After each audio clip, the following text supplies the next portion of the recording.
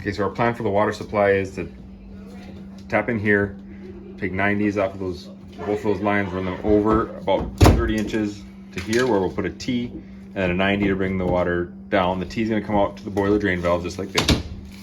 Then run the 90s down to another set of 90s that will come out of the wall to the shut-off valves for the water supply to the sink.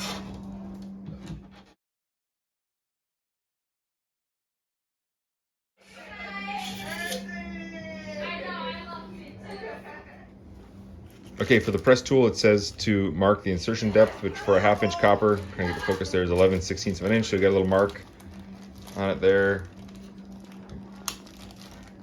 There. We're doing 90s right now. You put the 90 on, gently twist it. The gaskets are pre-lubricated, so we just slide it on. Like that.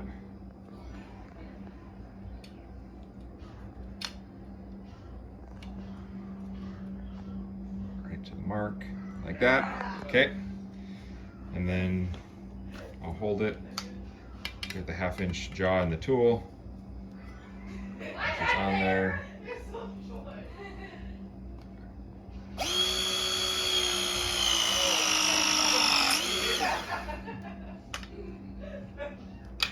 That's it, there we have a nice copper press fitting.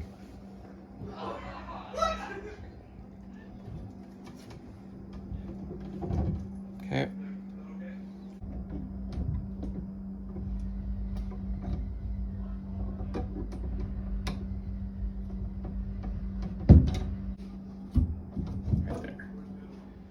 Okay, here's a quick walk through what we did. We've got the 2 boiler drain shutoffs there. We've got the 2 sink shutoffs down there.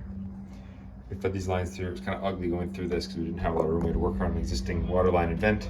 And then we're just about to cut the existing water lines to feed these to tap in with 90s to here to there, and then this one right into there as well.